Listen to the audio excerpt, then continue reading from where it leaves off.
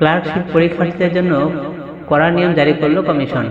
Clerkship পরীক্ষা 2023 part 1 এর পরীক্ষা 16 ও 17 নভেম্বর অনুষ্ঠিত হবে।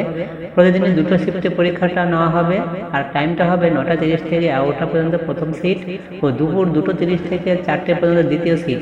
ক্লার্কশিপ 2023 পার্ট 1 এর এই পরীক্ষাটি যাতে স্বচ্ছভাবে হয় সেই কারণে পাবলিক সার্ভিস কমিশন পরীক্ষার্থীদের উদ্দেশ্যে কতগুলি কড়া নিয়মাবলী দিয়েছেন।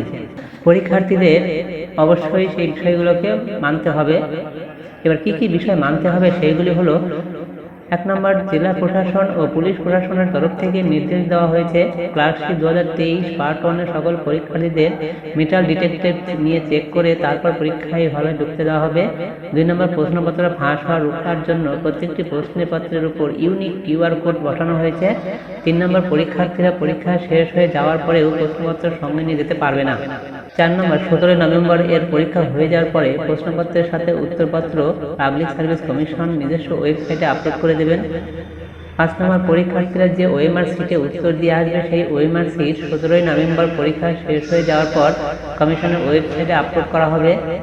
একজন পরীক্ষার্থী তার লগইন আইডি দিয়ে OMR সিটটি দেখে নিতে পারবেন। এছাড়া পরীক্ষা কেন্দ্রে যাওয়ার সময় পরীক্ষার্থীরা অবশ্যই 1 কপি ফটো আইডেন্টিটি অর্থাৎ আধার কার্ড অথবা ভোটার কার্ড, আসল কপি, কালার অথবা নীল বলপেন ও পাসপোর্ট সাইজের ছবি নিয়ে যেতে হবে। তাহলে বন্ধুরা, ভিডিওটি যদি ভালো লেগে থাকে তাহলে অবশ্যই লাইক, শেয়ার এবং সাবস্ক্রাইব করুন। ধন্যবাদ।